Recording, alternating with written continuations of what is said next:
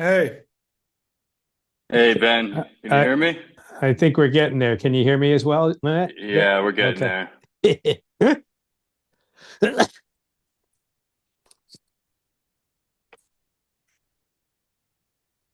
Using somebody else's email that sends verifications to their cell phone, and they're not with you is never a smooth process. It'll work out. All right, I think we have everybody. okay, great. So we have a pretty small agenda today. There's one project to review, the Taylor Park Rain Garden. We'll just ask. I'll turn the meeting over to Ben in a minute, and then we'll just ask for a discussion on that. And then the only other item is to approve last meeting's minutes. Okay, we just need to do a roll call to start if we can do that. Yes. Yeah, All I can right. only see Ben the three of Stoller. us, so I'm sorry. Priya Patel needs to be brought in as well as as a Yeah, as a thing, as a participant, as a panelist. she should be on there now. Okay. All right, Priya's in. Okay, good. Are we missing anybody else? Hey, everybody. Deborah, Brad, Josh, Mike, Hey Dave. guys. All right, good. So we have a fairly light agenda tonight. Let's just do a roll call, get everybody here, vote on the minutes, and then keep moving forward. You want to do the roll call, Matt? Sure. I'll just read off the list. Ben Stoller, Yep. Deborah Nieves, Josh Ryder, Yep. Brad Jenkins, Here. Mike Langley, Present. Priya Patel. Here. Great. Okay, All right, excellent. Ben. Okay, and then if anybody has any approve, let's go to just do you want to do the approve the meetings from May 12th first before we get into the project submission? I think that's probably better. Sure. Okay, We'll I just was absent, so I'm gonna abstain. I reviewed them, they looked fine. But I wasn't here. I was traveling. I caught traveling. So if you guys want to go through and approve them, that'd be great. Yes, for those who were here, we'll just ask someone to make a motion, a second, and then we can approve. Motion to approve the minutes from May 12th. I'll second. Thank you. I'll second. All in favor? Aye. All right, great. Um, excellent. So we sent around the kind of the project for the rainforest. Funny, that's the only submission we've had on top of what we've had so far. I guess that's the only thing that's on the agenda for tonight. Basically, there's the existing rain garden behind the Milburn Deli. Is everybody familiar with that? Okay, so they put in a submission to get funding from the Open Space Trust Fund Advisory Committee to help refurbish it, replant it, and reestablish it. In the beginning pieces. Why don't we just discuss it? We could either go through the Google form or we could just have it for open discussion and then vote on moving it forward. I know Dave had a few questions on it I had with him offline. So let's start with Dave and then just work ourselves through Mike, Deborah, Josh, Brad, and Priya. Thank you, Ben. Everyone hear me? Everybody? Yes. Yeah. So my what I was talking about was reviewing it. I'm not clear what they're going to do with the 25,000. Other than, I mean, they're going to refurbish it, but are they doing it themselves? Are they, do they have a contractor who's going to do it? And one side, since you're on one side, you can check with Alex. There's a comment in the application that there's greasy runoff coming from the deli into the garden. So separate and apart from the application, that's an issue if that's happening. Yeah, that's like a land. That's like a land spill, like a spill. They I should. got, yeah, I just don't know. I've never noticed. I've seen the rain garden myself. I didn't notice, a greasy runoff, but I really wasn't looking that close. So, Okay. It's my understanding, sorry, I'm losing to video here and out. My understanding was that they're looking for the approval and then they're going to fill in some of those details behind it on how they want to do it. Obviously, I agree with you, Dave, that we would want to see that it's put in place. So I don't know if we could do this is a preliminary approval, et cetera, based on giving us a full rundown of what the funds are to be used, and obviously going through municipal financing protocols for the bids, et cetera. So Right. Just from the township's perspective, we do when we're working with any of these projects, they still have to follow, if they're going through the township, our purchasing laws. So we're making them get quotes, multiple quotes to approve any project consultants or contractors, and any work that they do, there needs to be sufficient backup. So it's the purchasing process is vetted. Like you said, Ben, I didn't see much detail in terms of what they plan to do, but it seems like they're asking for the allocation and then to fill in the gaps.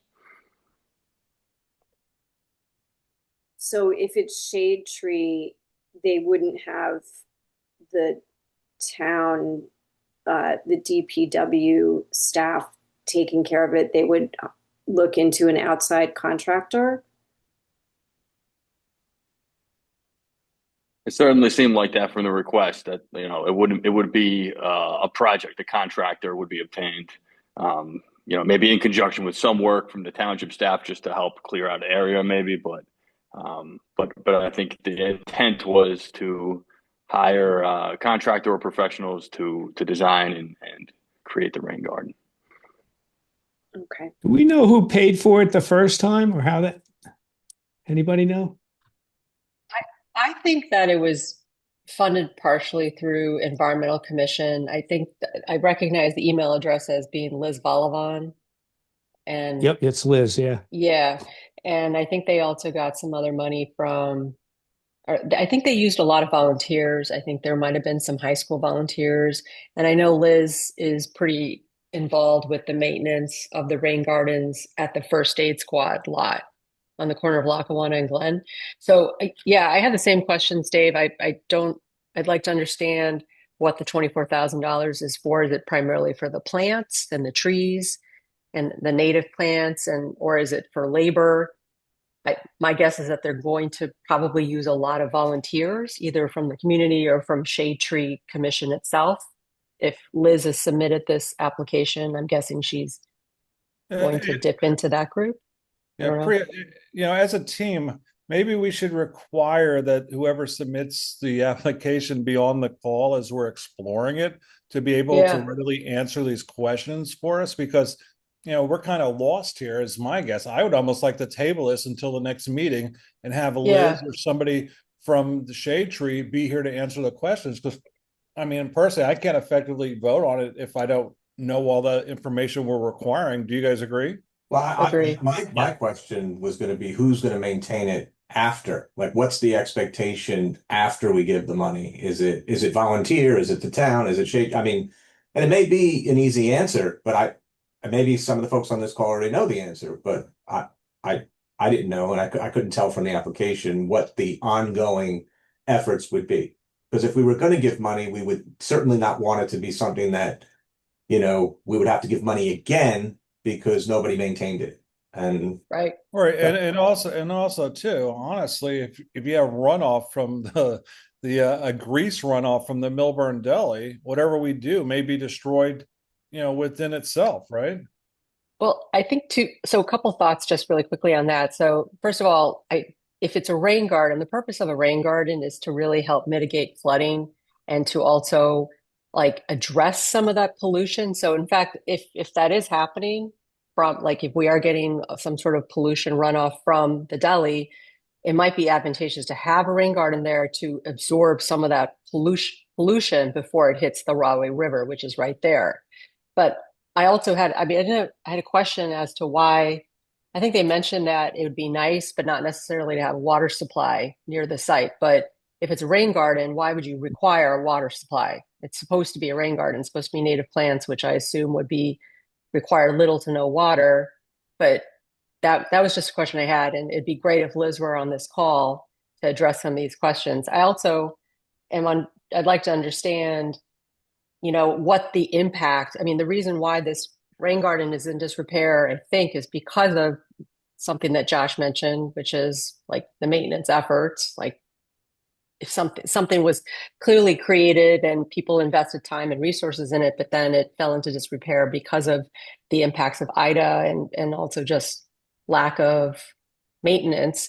So what's to say like this is the best this may not be the best location for this particular rain garden. I don't know. Maybe it could be relocated to another place where it wouldn't be subject to, heavy rainfall or, I guess I would prefer to table this conversation until Liz were available.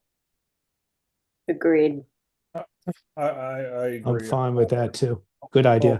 Yeah. So let's make a motion to table it until a future meeting, at which point Liz or someone on their behalf can be available to answer the questions.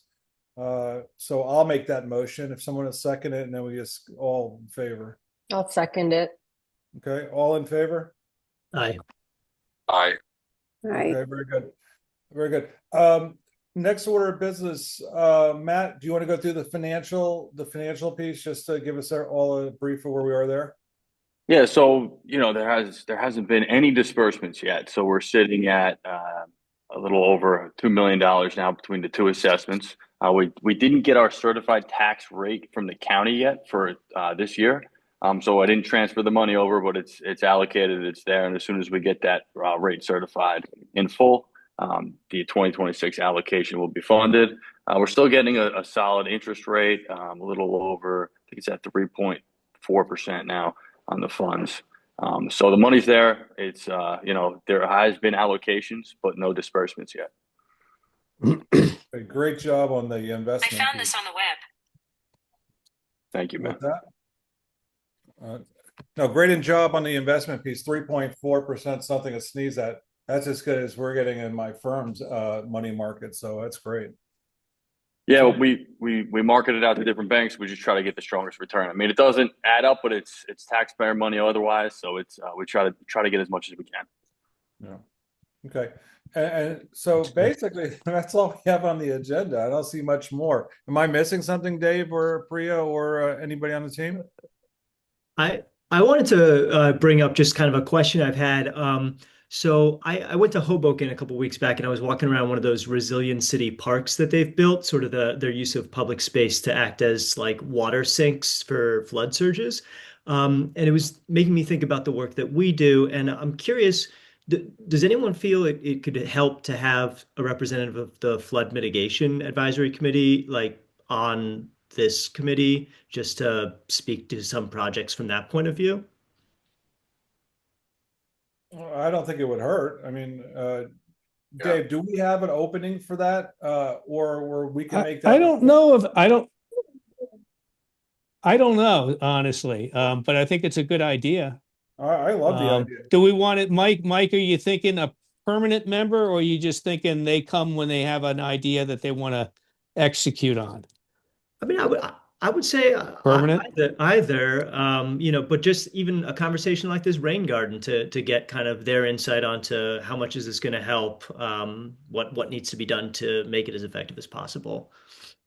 Yeah, no, Mike, I agree. I love the idea. Priya, you have your hand up, or Yeah, real quickly. When I was on flood mitigation, I did broach the idea with Jim McKenna, who I think at the time was the chair, maybe he still is, and Chaz Bombera, and they both kind of felt that what their focus is on, those three areas where the really truly catastrophic flooding occurs, like those are projects that require like multi-million-dollar solutions. And we're looking at more like green infrastructure projects, rain gardens that are like a couple $1,000s, that kind of thing. They felt like it was a little bit like small potatoes. But with that said, I think it'd be great if somebody were part of this to kind of tie it all together so that things aren't siloed. But they felt like their focus was much more like big projects that were really going to address like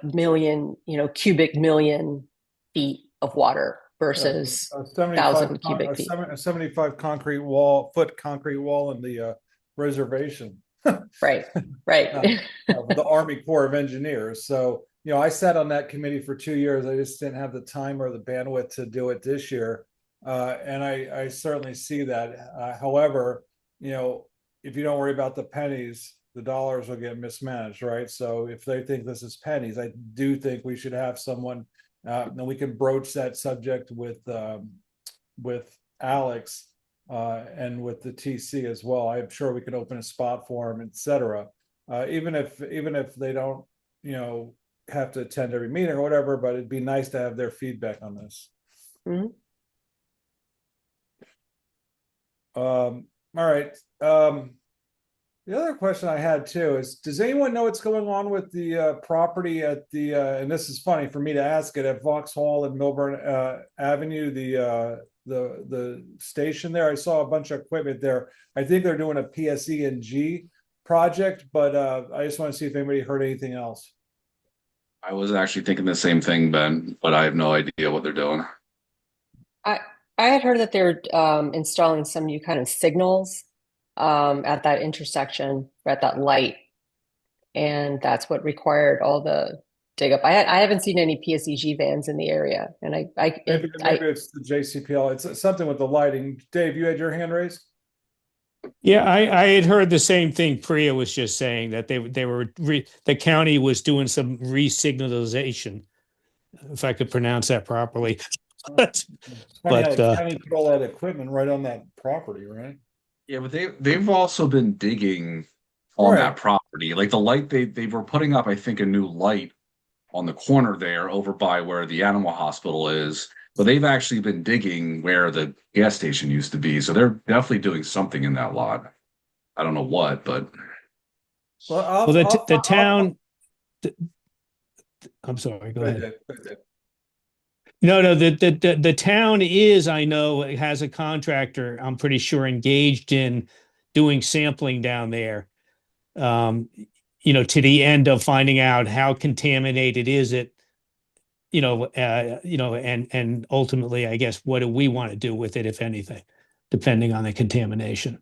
So I think that's going forward. That I don't know, Brad, for sure, but that I'm guessing that maybe that's the digging. I'll follow up with Alex and the town engineer to get any more feedback. It's a good question. It's worth answering.